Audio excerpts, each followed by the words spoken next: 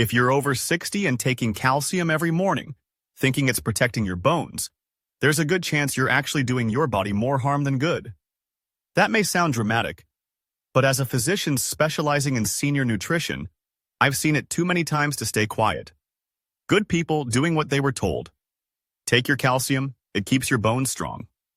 Yet 5, 10, even 15 years later, they show up with stiff joints, high blood pressure, early artery calcification, or worse, a fracture that shouldn't have happened. And when I ask what supplements they're taking, the answer is almost always the same: calcium, sometimes with vitamin D. That's it. No K2, no magnesium, no balance. Here's the uncomfortable truth. Calcium without its cofactors is not a cure. It's a risk, because calcium doesn't know where to go on its own.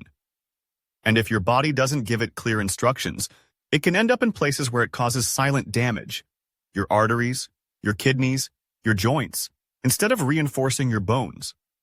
So if you or someone you love is over 60 and taking calcium supplements daily, this may be the most important message you hear all year. Because in the next few minutes, I'm going to explain what really happens when you take calcium and what you need to add today to make sure it's helping, not hurting you. Let's begin. Let me explain. As a clinical nutritionist and physician who's spent over 2 decades working with older adults, I've seen this scenario play out too many times. Patients come to me with bone scans that show declining density, despite years of supplementation.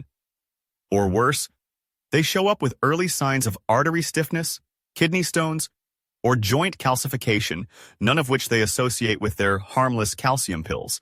And yet, in many cases, the connection is very real. You see, calcium is not a magic bullet. It's a mineral, a building block. But just like bricks on a construction site, it's not enough to simply have the material. Without a blueprint, a foreman, and a team to put it in place, those bricks can pile up in the wrong locations. In your body, that means calcium might end up in your arteries instead of your bones, or settle in your joints, causing pain, stiffness, and long-term mobility issues. So how does this happen? First, let's look at how calcium is absorbed. When you swallow a calcium supplement, it travels through your digestive tract and is absorbed primarily in the small intestine. But absorption declines significantly with age. Reduced stomach acid, common in people over 60, impairs the breakdown of calcium compounds. Even if some of the calcium is absorbed, it then enters the bloodstream and floats there, essentially waiting for instructions on where to go. And that's where most people run into trouble. Because calcium doesn't have a built-in GPS. It doesn't know to go to your bones. It needs help, direction. That direction comes from a few key nutrients, most notably vitamin D3 and vitamin K2. Without these, calcium can easily be misdirected, stored in soft tissues, and contribute to what we call ectopic calcification. Calcium deposits in places it shouldn't be. It's not dramatic to say that this is a silent problem. Most people feel nothing. There's no sudden symptom that screams, "You're doing it wrong." Instead, the damage builds quietly over time. One day, you notice your knees don't bend quite as easily. Your shoulders feel tight reaching for something. Your doctor says your arteries are a little stiff for your age, and all the while you're thinking, "But I've been taking calcium. Why is this happening?" That question is exactly why we're here. In this video, we'll unpack the science behind calcium metabolism after 60, what happens when it's mismanaged, and how to build a smarter, safer bone health strategy that works with your aging body, not against it. Let's go deeper into what happens once calcium enters your body, because this is where the real problem often begins. Most people imagine that calcium just gets absorbed and knows to go to the bones, but biologically, that's not how the body works, especially not after age 60. As you age, your gastrointestinal system becomes less efficient. One of the key changes is a reduction in stomach acid, something that many seniors don't even realize is happening. Stomach acid plays a crucial role in breaking down calcium salts and preparing them for absorption in the small intestine. When acid levels drop, calcium absorption can drop too, sometimes by more than 30 to 40%.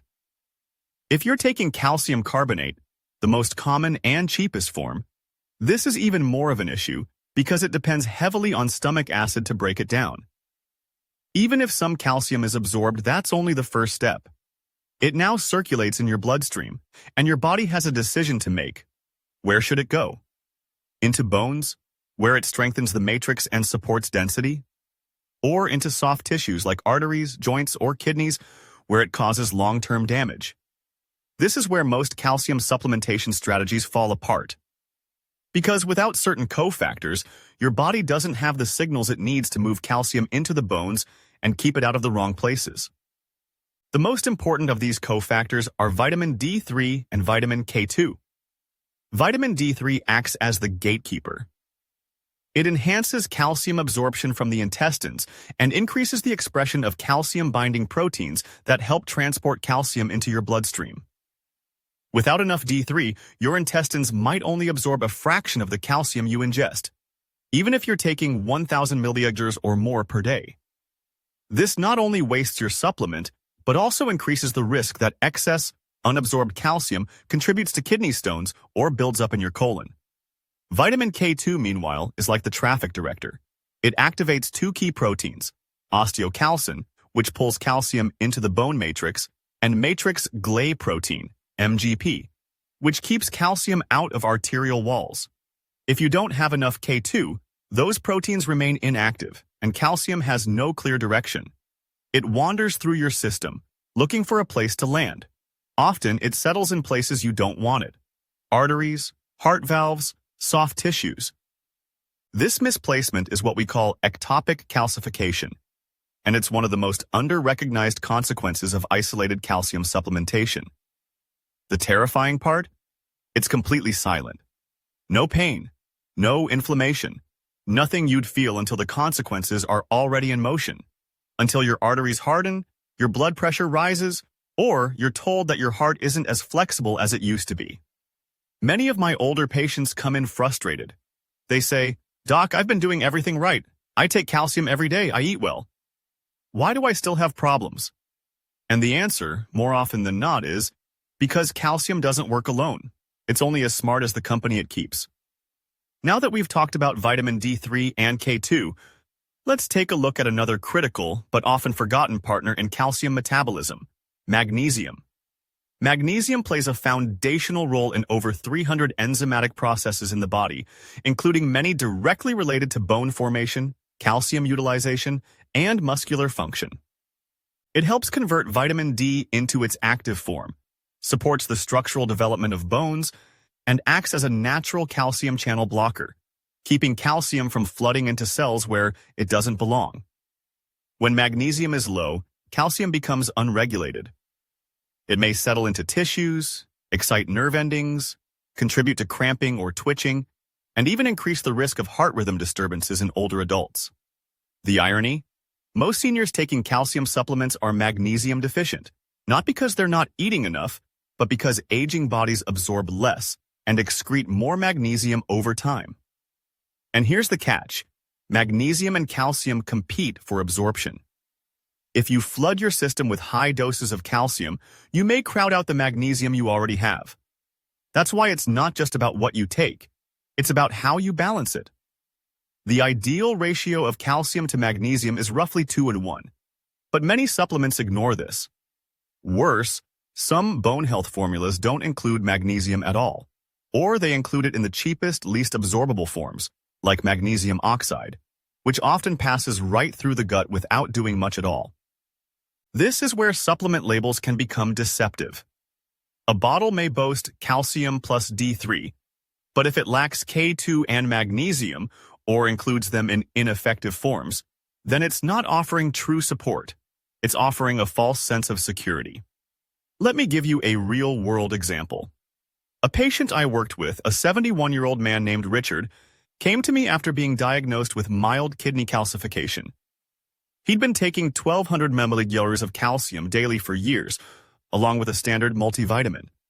His doctor had recently added a vitamin D3 supplement, but there was no K2 and no magnesium.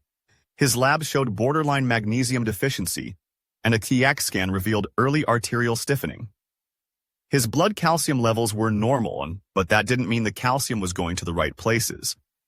We restructured his regimen, lowered calcium to 500 milliliters per day from food-first sources, added 2,000 IU of vitamin D3, 150 mcg of K2, Mk7 form, and 300 mg of chelated magnesium. Within 6 months, his blood pressure stabilized, his energy improved, and follow-up imaging showed no further calcification. Was it dramatic? No. But it was decisive because we shifted the strategy from isolated supplementation to integrated support. So how do you make sure the calcium you take is actually helping, not hurting? The first step is simple but often ignored. Read the label carefully. Don't be fooled by buzzwords like bone builder or calcium complete. These don't mean the product includes what your body actually needs. Many of the best-selling calcium supplements still leave out vitamin K2 entirely. Others include it in trace amounts, just enough to list on the label, but not enough to have therapeutic effect. When reviewing a supplement, ask yourself these 3 questions. First, does it contain vitamin D3? Not just vitamin D, but specifically D3, cholecalciferol, the active form that your body recognizes. Second, does it include vitamin K2 in the Mk7 form, ideally between 90 and 200 micrograms? This is the form shown to stay active in the bloodstream long enough to guide calcium safely. And third, is there enough magnesium, preferably in a well-absorbed form like magnesium citrate, glycinate, or malate? If the answer to any of these is no, then you're likely dealing with a calcium supplement that is incomplete. Or worse, imbalanced. And taking it every day could mean slowly building up calcium in places where it doesn't belong.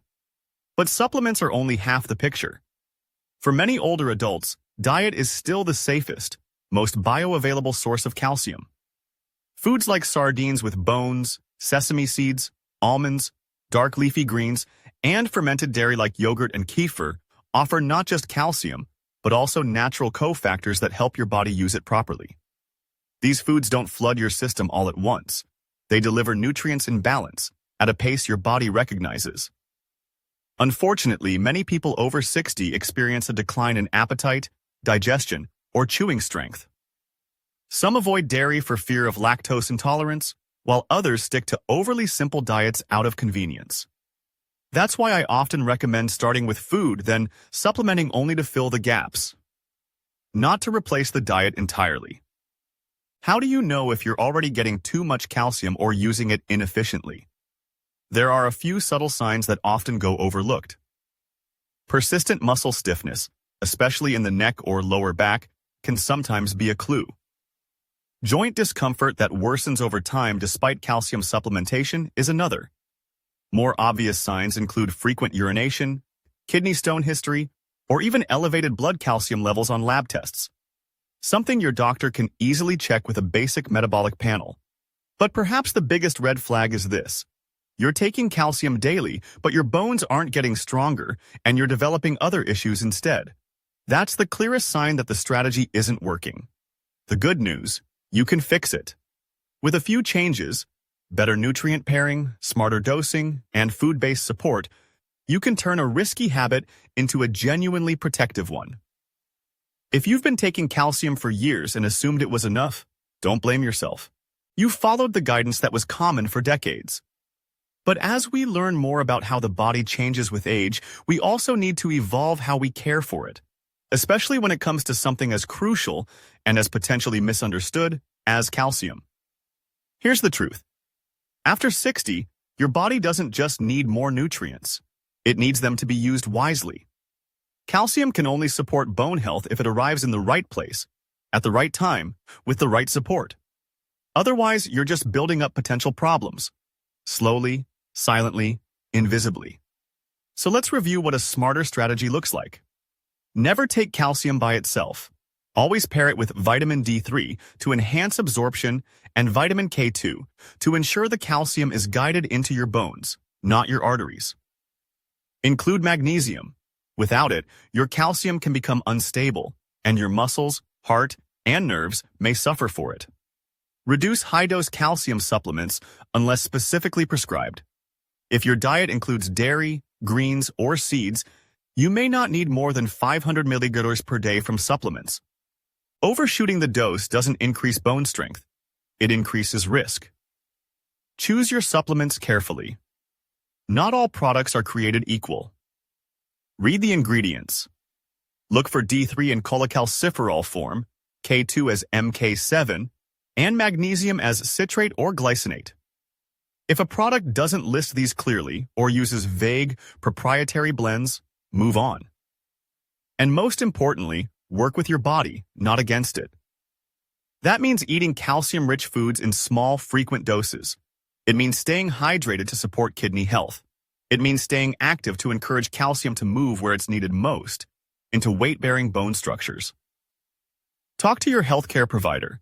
A simple vitamin D blood test, a magnesium level, or even a coronary artery calcium scan can provide critical insight into whether your current plan is helping or hurting.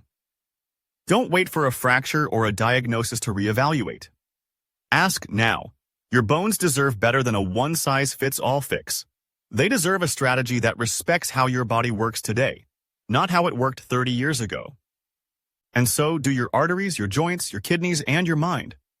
So if you're taking calcium now, take a moment to rethink it. Turn the bottle around, read it like your health depends on it, because it might.